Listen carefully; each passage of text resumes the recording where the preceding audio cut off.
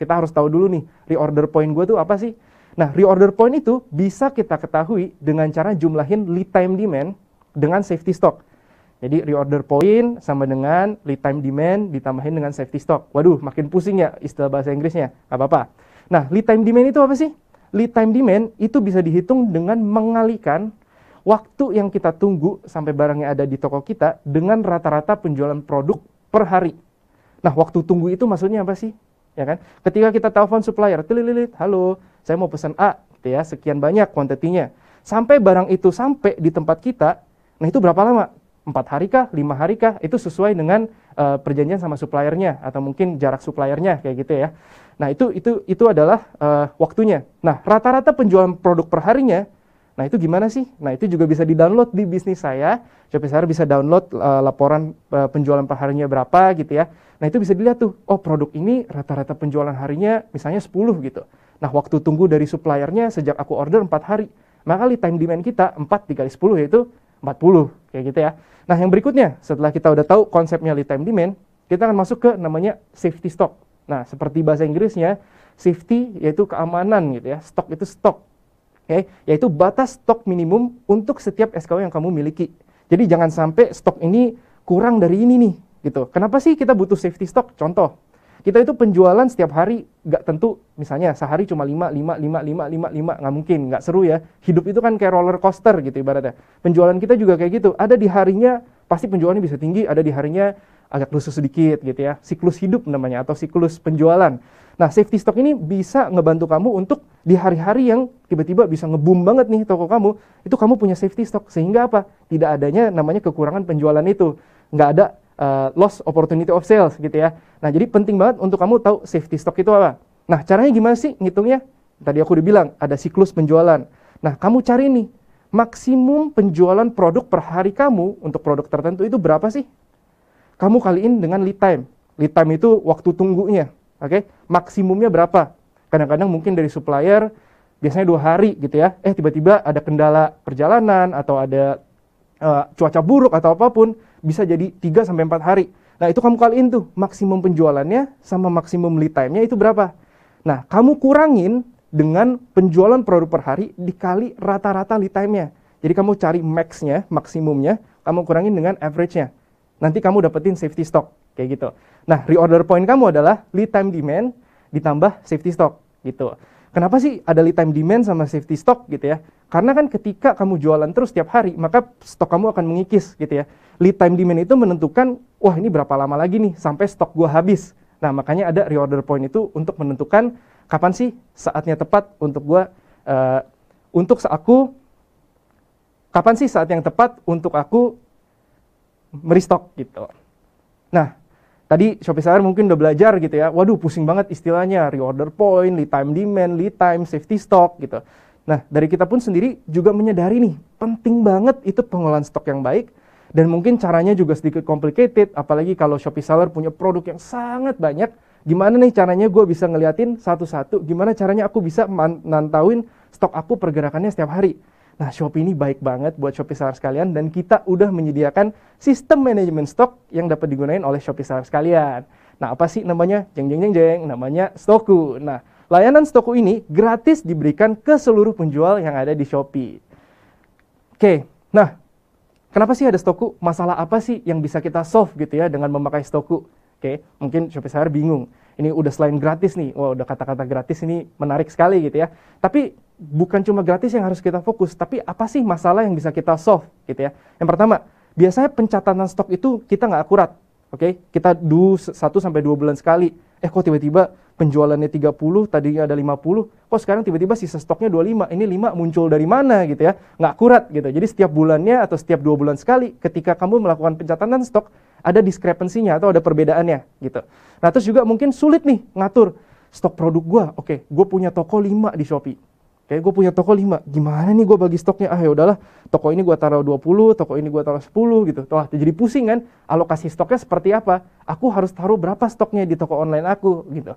Terus kadang-kadang juga bingung nih, ngevaluasinya gimana ya? Yang tadi aku bilang, gimana caranya gue tahu reorder point gue di mana? Gimana caranya gue tahu stok ini udah menipis? Aduh, kalau nge-track manual mungkin susah gitu ya. Nah, terus juga yang terakhir nih, mungkin pembukuannya juga masih manual. nggak tahu hari ini aku cuannya berapa, nggak tahu bulan ini aku cuannya berapa gitu. Nah padahal kan dengan kita mengetahui cuan kita berapa, kita bisa cari aspek-aspek di mana kita bisa mengurangi hal-hal yang inefisien gitu ya, untuk meningkatkan kita punya keuntungan. Nah ini semua problemnya bisa dijawab oleh Stoku pastinya. Nah di Stoku sendiri itu banyak fitur-fitur menarik. Ada peringatan stok menipis. Wah, udah langsung dikasih tahu. Shopee Seller punya 100 produk, 100-100-nya bisa dikasih tahu. Hari ini produk A udah menipis loh, besoknya produk C udah menipis loh. Nah, terus juga ada stok real time. Wah. Terus yang terakhir ada namanya dashboard inventory penjualan dan operasional. Pokoknya semua masalah yang udah aku jelasin tadi, semua dapat teratasi dengan Stoku pastinya. Nah, fitur Smart Stock Alert yang tadi nih bisa ngasih saran pembelian serta waktu pemasukan stok ulang kepada penjual. Tadi kita udah belajar reorder point, safety stock, dan segala macam. Ini langsung di Stokunya udah dihitungin ada namanya fitur Smart Stock Alert. Kalau udah stoknya menipis, sudah waktunya untuk mengisi kembali stoknya gitu ya, kembali persediaannya kita isi, Stoku akan meningkatkan penjual. Nanti aku udah bilang. Nah, yang kedua adalah fitur Stock Real Time. Penjual bisa tahu nih, mengetahui keadaan persediaan barang yang dimiliki saat ini. Tadi aku udah bilang ya, punya tokonya di Shopee sampai 5 gitu misalnya.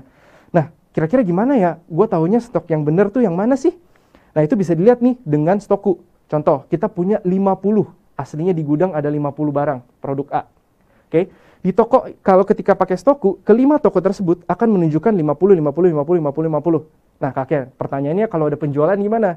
Ketika ada satu penjualan dari salah satu toko yang kita punya, contoh toko kedua ada satu penjualan produk itu ya gitu ya, jadi 49, maka secara otomatis kelima toko kita stoknya itu akan jadi 49, 49, 49, 49, dan 49. Makanya stoknya real time, kita nggak usah pusing, semuanya akan terreflect dengan kita memakai Stoku gitu. Jadi kita udah nggak usah ngeliat lagi deh setiap tokonya gimana stoknya atau stoknya kurang atau enggak, itu semua bisa langsung pakai Stoku. Nah yang pasti yang terakhir untuk memudahkan gitu ya, kita punya dashboard seperti inventory, penjualan dan operasional. Pokoknya Shopee Seller bisa langsung mengetahui status pesanannya seperti apa, berapa banyak yang harus dipenuhi, sehingga ini akan mengurangi resiko keterlambatan dalam memproses pesanan. Sehingga yang mungkin kadang-kadang suka terkena tingkat keterlambatan pengiriman sudah bisa nggak dapat lagi tuh karena pakai Stoku. Yang pastinya kita juga bisa ngeliatin status kesehatan stok di toko kita dengan pakai Stoku. Gitu. Nah, aku udah capek jelasin, udah capek jualan gitu ya misalnya. Gimana sih caranya? Aku udah pengen cepet-cepet nih pakai Stoku gitu. Penjual nih bisa langsung aja ke aplikasinya Shopee Seller, bisa buka toko saya, klik sistem dan layanan penjual, habis itu klik banner Stoku. Nah, nanti di situ penjual akan diarahkan ke halaman Stoku, bisa ngisi formulir pendaftaran yang tersedia di halaman utamanya Stoku, kayak gitu. Selain itu juga kita juga menyediakan berbagai webinar gitu ya. Penjual bisa berkesempatan untuk mendapatkan akses ke akunnya, bisa coba, dan pastinya bisa mendapatkan bimbingan gratis 1-on-1, one-on-one session dari tim Stoku, kayak gitu. Jadi kurang apa lagi, tunggu apa lagi, langsung aja cepet daftar Stokunya sekarang, gitu ya. Nah, Shopee Seller, tadi kan kita udah ngebahas nih ya, gimana nih caranya kita mempunyai operasional gudang yang baik. Kita tadi juga udah ngebahas tentang mempunyai manajemen stok yang baik, sehingga ketika kita punya kelebihan stok, itu akan menghambat cash flow kita, ataupun ketika stoknya malah kurang, itu akan menghilangkan opportunity kita untuk menjual produk kita, which is ya kurang cuannya lah ya. Nah, biasanya nih setelah kita menyelesaikan seluruh proses pengiriman, sampai akhirnya barang itu diterima oleh pembeli, ada sisa satu step lagi nih, ada sisa satu proses lagi. Ketika si pembeli buka barangnya, aduh tidak sesuai ekspektasi gitu ya, maka si pembeli akan mengajukan pengembalian barang dan dana di Shopee. Oke. Nah, dari situ, di tahun 2022 ini kita mempunyai kebijakan baru yang pastinya untuk mengutamakan kenyamanan berbelanja Shopee Seller sekalian juga, kayak gitu. Nah, di kebijakan yang baru ini, Shopee akan menjadi mediator langsung bagi pembeli dan penjual dalam proses pengembalian barang atau dana.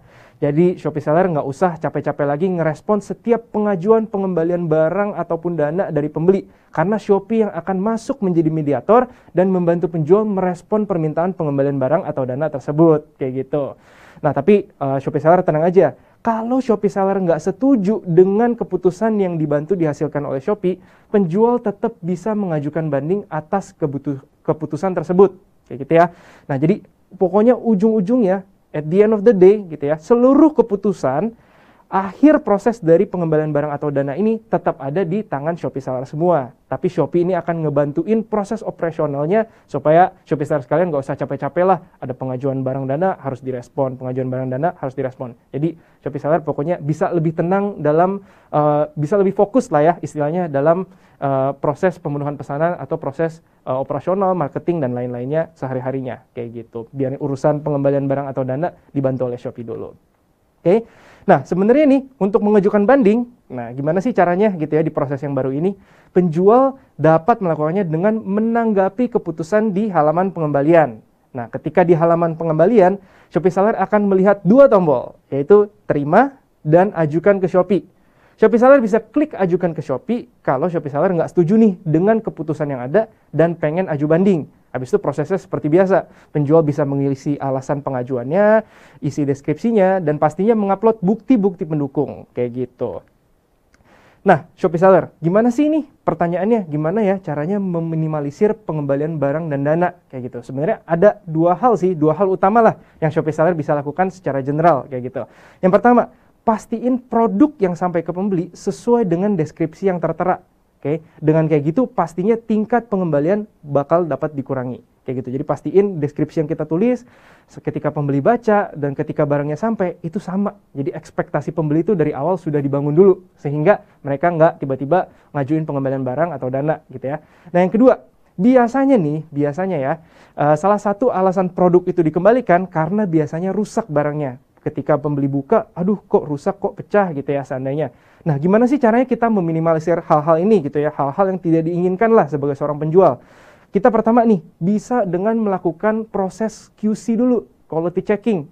Jadi sebelum kirimin produk, jangan ketika udah diambil barangnya dari rak gitu ya, udah dikasih ke tempat packing, udah langsung dicemplungin, tutup, gue nggak peduli, dikirimin ke jasa kirim. Kita harus cek dulu, ini bener gak ya, ada kerusakan gak ya, ada chip gak ya di produknya. Jadi pastikan melakukan proses quality checking terlebih dahulu. Yang kedua, biasanya dalam proses pengiriman kan ada mungkin naik kapal, naik pesawat, naik truk gitu ya, barangnya terguncang-guncang. Nah, makanya kita harus mengemasnya dengan baik. Mungkin bisa pakai bubble wrap, ditempelnya dengan lebih baik, sehingga ketika dalam perjalanan juga tidak terjadi adanya kerusakan. Kayak gitu. Jadi pastikan pengemasan kita udah top marko top dulu. Nah, yang berikutnya, penjual juga dapat mencantumkan info ketentuan pengembalian barang sebagai informasi untuk pembeli. Jadi di kolom deskripsi juga bisa ngasih tahu nih, apa nih ketentuannya. Mungkin seperti pembeli dianjurkan untuk unboxing dulu videonya, seperti supaya penjual juga mempunyai bukti kayak gitu ya. Nah, yang terakhir nih, lalu barang yang dikembalikan nih, pokoknya barang-barang yang akhirnya dikembalikan ke kita, mungkin yang tidak sesuai ekspektasi gitu ya, pastiin langsung di restock kembali. Sehingga kenapa? Supaya bisa kita jual lagi. Jangan sampai ini ternyata ada satu, tapi kita nggak tambahin stoknya. Ya, yang satu ini padahal bisa menghasilkan uang, tapi kita tidak jadi gitu. Jadi ada rezeki yang kita lupakan di samping. Nah, pastikan Shopee seller langsung tambahin itu ke stok yang ada. Kayak gitu. Nah, dengan Stoku, yang tadi aku udah bahas tadi nih, Shopee seller juga bisa melakukan peristokan kembali dengan mudah lewat Stoku. Gitu. Jadi intinya semua bisa dilakukan prosesnya dengan Stoku ya. Oke, sekian beberapa tips dan cara memaksimalkan performa toko dengan operasional efektif dari aku, Shopee seller. Nah, untuk Shopee seller yang masih penasaran nih, pengen belajar lebih lanjut tentang operasional, atau mungkin tentang sales, tentang bisnis, cara baca data, dan segala macamnya, bisa langsung aja kunjungin ke Pusat Edukasi Penjual di seller.shopee.co.id/edu untuk ketemu berbagai materi ataupun training tentang meningkatkan performa toko kita. Kayak gitu. Semoga yang aku sampaikan tadi dapat bermanfaat untuk semua mitra penjual Shopee ya. Terima kasih dan sampai jumpa.